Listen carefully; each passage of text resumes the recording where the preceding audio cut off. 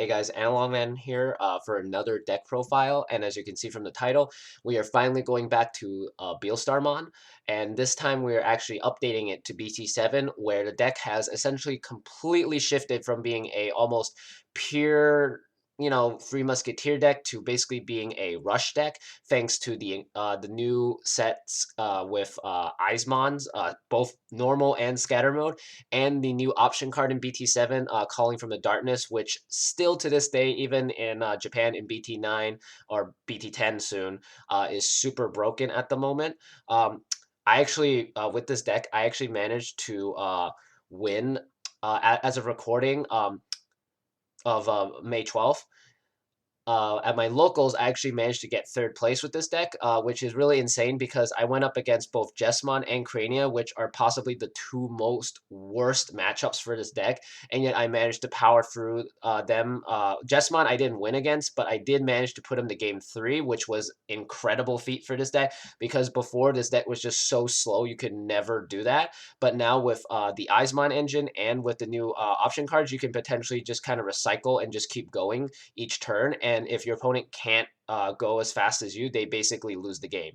Um, because just the deck combined with the engine of the Eismon combined with the Beelstar options and removal just kind of keep this deck at a certain level where they just can't keep a board at some point. They basically just cannot maintain a board, and just every turn is a board wipe, just like how muskets used to be when they could power through everything, but they were still very slow. This deck is probably the fastest variant I've seen so far of Beelstar. So I wanted to kind of update the deck, and so far it's doing really well. The only issue that I ran into was the overabundance of rookies that I had, and I've already fixed that issue. The deck is working much better now with 11 rookies rather than 12. I was running, I think 12, maybe actually more than that. I think I was running like 13, and that actually kind of slowed the deck down, and I actually didn't see some level 4s, which did cost me the games against Jessamon, basically. So it's just how it is. Anyway, let's actually get into the deck profile so you can see what I'm talking about. So first off, for the Digi-Eggs, we are running 4 Demi-Meramons. This guy is still the MVP of purple for Digi-Eggs and is still very consistent and gets you that extra draw, so you have to run 4 copies. For those that think that you do need to run a 5th egg, my recommendation for this kind of build would be Shalmon, because that way you can get retaliation to kill off something really big, like maybe a Jessmon or, I don't know, more Greymon or something like that. But yeah, we keep it at 4 Demi-Meras because consistency. Let's get into the rookies. We're running 11 at the moment. Running the 4 BT2 Goblimons that, of course, on deletion, or basically when you evolve this into a Eismon scatter mode along with Demi-Mera, you're basically guaranteed 6 draws and 4 discards, which is huge in a purple deck, especially because purple's whole thing is milling into the trash. So really powerful combo there. Basically, scatter mode is your MVP for this deck, so very highly. You have to run 4 of this. You have to see this consistently.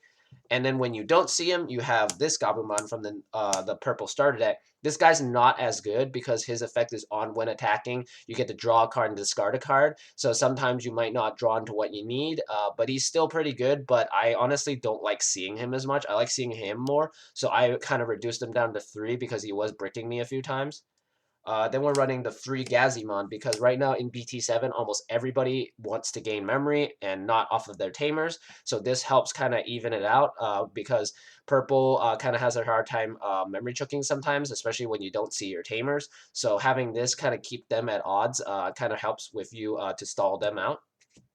And then we run one last rookie. This is a weird tech option that I've been testing out, and so far he's actually not too bad. It's just he's very situational, so I might take him out, honestly. He's not really that good until BT9, because that's when you kind of start recycling your options more often. Here, you don't really ever want to recycle your options. You just want to throw them into the trash as much as possible and just kind of set up Beelstar as fast as possible. So potentially you could take this out and maybe put in like a Labramon to draw more. So honestly, it's kind of iffy, but for now we have one of him in the deck. That's the 11 for all the rookies. Let's move on to the level 4 champions or adults. We have the 4 scatter modes. This guy is basically the heart and soul of the deck because this guy gets you the draw 3 and discard 2, and in conjunction, as I mentioned, with the Goblimon and the Demi-Mirror, you're guaranteed 6 and a discard of 4, so really powerful of a card. And honestly, I'm kind of surprised they didn't hit this instead of Eismon because this guy basically enables purple to survive at the moment, so really crucial card. Then we run 4 of Eismon, of course. Rip, this guy's going to go to 1, but even with 1 copy in BT8, this deck is still going to be busted. You can just replace these with like other level 4s, like maybe like the Ogremon from EX1 that helps you kind of like swing for more security, honestly. But really solid still. This card's really busted because you could just swarm the field, and it kind of sucks that we won't get to see the Jogressing with this, like how Japan saw it, but you know, that's just how it is. And we're running 2 Ginkaku promotes because there's this dumb combo where you can discard, summon this back, and then evolve for 1 and swing with Rush. So you bypass his summoning sickness, which is really cool. Then we run 2 Viomons for specifically defense because there are moments when you're late in game and you only have 2 or 3. You have maybe like 2 security left, maybe 1, and this guy helps protect your security for a little bit longer. And it doesn't even really hurt to evolve it on top of a rookie because if that rookie happens to have Demi Merit, you're basically guaranteed to get a draw 1 off of his death, which is really nice. That's all the level 4s we're running. We're running let's see, 12. It's not too bad. You see these guys consistently enough, but there are moments where you just don't see them. I honestly, for those that want to play this deck, I highly recommend if your starting hand is not good, if you're still using mulligans in your locals, absolutely do it. If you don't see scatter mode, you're gonna have a really rough time. And as that meme goes with South Park, you're gonna have a bad time basically if you don't have this in hand. So mulligan your hand and hope to God that you get this card because it's really good, and it's basically the card that basically wins you the game.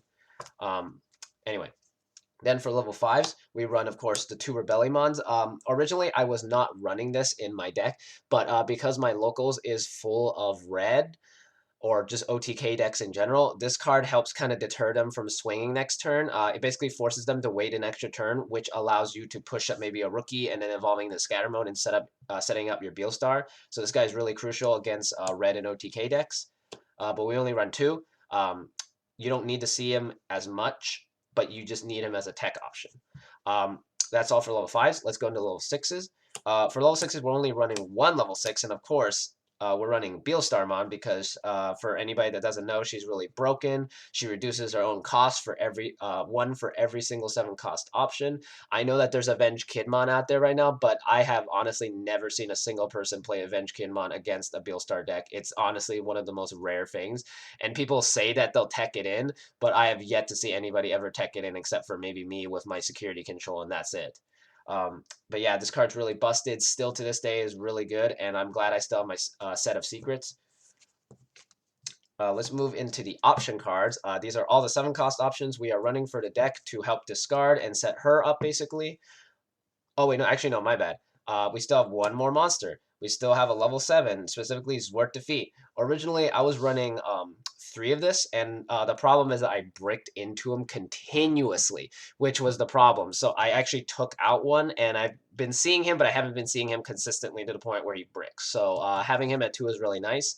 And I honestly just recommend 2 because 3 is a bit much. But yeah. Let's actually get into the options now. So we run the 4 fly bullets because this basically takes care of anything level 6 or lower. And of course, 7 cost option. It's purple, so it's easy to cast. 3 nail bones because you want to basically use this late game to set up blockers and set up Gazi basically. And it doesn't hurt to maybe occasionally see this in security because when hit in security, it just summons back a level 4 or lower purple, which is really nice. But yeah. Then we run, of course, the 2 Cocytus Breath. This is new. I've been trying a blue tech, and this actually is really good because this basically hits anything that cannot be deleted. Like, say, if you're playing like X Antibody and they set up a Dorumon for next turn, you can just play this, or if you already have your blue tamer, just set this up, bounce it, and then they have to restart their stack basically. Which is really nice. I like having the option to be able to bounce if need be. So yeah. Then we run the 1 Gewalt Swarmer because this card is still super viable and still hurts a lot of decks, and it doesn't hurt your deck as much, especially if you only have Beelstar on board. Then one Happy Bullet Shower because it kills everything at the lowest DP. So if you're dealing with like a Diaboro deck or something with a lot of rookie rushing, this helps wipe their board basically. Really nice card. That's all the 7 cost options we run. We run exactly, let's see, it's 4, 7, 8, 9, 10, 11. We run 11 at the moment. I honestly want to bring this down to maybe 10, but once the ban list kind of hits and we basically are reduced to one Eismon, I might actually increase the Cocytus to maybe 3, because right now at 2 you don't see it as often. You see it, but you don't see it enough. So I'm probably going to increase this, or I'm going to add something else in, maybe another Happy Bullet Shower. But this is this is a really good ratio so far.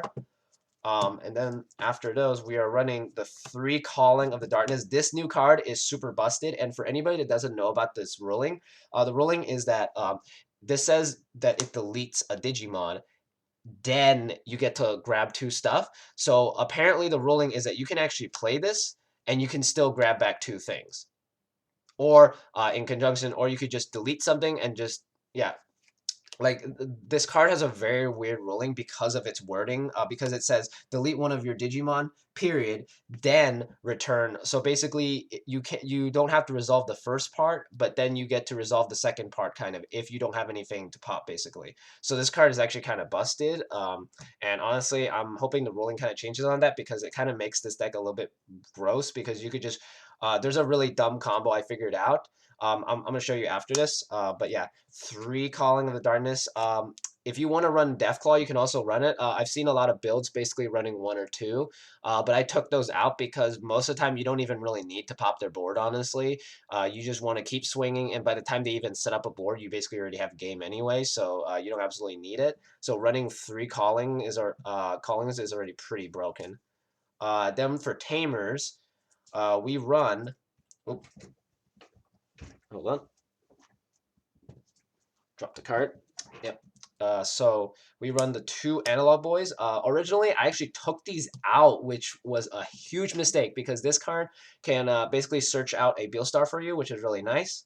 And of course, it actually works now, especially with the Rebellion tech in.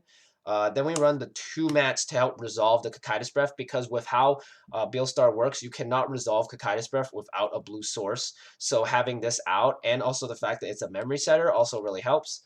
And then for the last card in the deck, we run the 1 Matishita. This guy's kind of clutch sometimes. You can maybe grab back stuff, like I grabbed that Beelstar or a Calling, and it's just you just basically set up for next turn.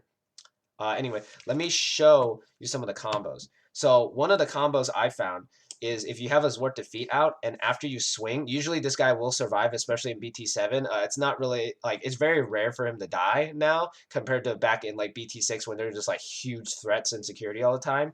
But you could basically swing, and then you can play this to recover 2 cards while deleting him and deleting one of your opponent's Digimon, which is really disgusting how that works.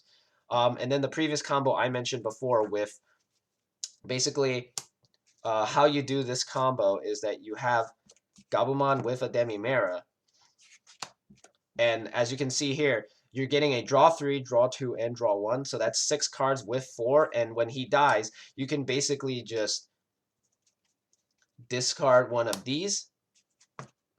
He dies, and then after resolution, if you have a Ginkaku Promote in hand, you Digivolve for 1, and he basically gains Rush by default. And then you just swing, he dies, and then you could just repeat that combo next turn, especially if you have Calling. You just recover, you just play this, and you grab this back continuously. It's actually really gross how this deck works, and honestly, I can see why they're hitting Eismon, but not Scattermo, which is really weird because he's honestly the soul of the deck at the moment. So yeah, really busted. So the matchups I actually had were very weird. I did get to test against other things later on, which was really nice. I managed to test against both Agumon, Yellow Hybrid. I did test against my own blue hybrid, which it is a slightly tough matchup, but they honestly cannot out aggro you, which is actually surprisingly weird because as most people know, blue hybrid is really fast, but the problem is that it does need to set up tamers. So the funnier thing is that you can actually outspeed them. Purple actually has the option to just go faster than them a bit, it's kind of funny because it's like, Sonic go fast or something, but instead it's purple going fast. So it's just insane because if you can just swing in and just keep continuously killing your guys over and over, you're basically guaranteed to just beat blue basically because you just have so much advantage and you have so much removal, they basically can't do anything about it. Even if they stun your Beelstar, it doesn't do anything because you can just ward defeat and just kill their tamer and they can't do anything. So this deck has a lot of potential. Right now, this is just the BT7 version, but BT8, I already have some tech ideas for it. Specifically, I have actually kind of like a pseudo like test stuff for it. There will be a card that might become crucial, especially if X Antibody becomes tier 1. There is the option for people to run Howling Crusher because Howling Crusher removes all sources underneath something. So if they hit into this, they basically lose all their sources and they can't unsuspend basically again. And also the fact is that there are a lot of stack decks like Blackboard Greymon and Imperial Dramon and possibly Mastodon because of the Jogressing. So this actually helps get rid of their entire stack, and they basically can't recover from that because now their Digimon has nothing underneath, and they're not basically gaining any benefits. Then there's also the fact of, as I mentioned before, adding in more Cocytus Breaths, because Cocytus Breath becomes really good against anything that cannot be deleted, which will happen in BT8. Just some stuff, like even if they, like for example, like Armor Rush, they can swing in and then they hit into this, they basically lose their guy. You can't armor purge away a bounce, which is really nice. Then, of course, as I mentioned before, you can also tech in 2 Death Claws. This helps kind of get rid of their level 4s as well. But at the same time, this is not really that great against Armor Rush, which I'm predicting will be, there'll be a lot of people playing that deck. So this is not as great yet. You could do a one of. The one of is fine, but just I don't know. It's just kind of weird. And then, of course, as I also mentioned, also adding in another Happy Bullet Shower might actually help because potentially you can just kind of abuse Beelstar and recycle this. So this is always viable. But yeah, this deck still needs some changes, but as of now, it's actually very solid, and I highly recommend people to use my build and use it as a template to kind of help you build this version because I honestly like Beelstar was one of my favorite Digimon in the set, and she still remains one of them. It's just like once all the new stuff came in, I honestly didn't know how to update the deck. I kind of tried to play it the old style, didn't work, and then now I'm trying the new style. It's actually working very fine. So I highly recommend trying it out. It's a very fun deck. It's honestly like it's better than just playing like a stack deck because you just have fun rushing. So anybody who's played Rookie Rush or anything like D Brigade, this deck is right up your alley. So I I give it like honestly out of like a scale of 1 to 10, I give it like at least an 8 out of 10. There are issues, but you can fix them depending on how you like to build this deck. But anyway, thanks for watching. Leave a comment. Let me know what you thought of the deck. And I'll see you guys next time.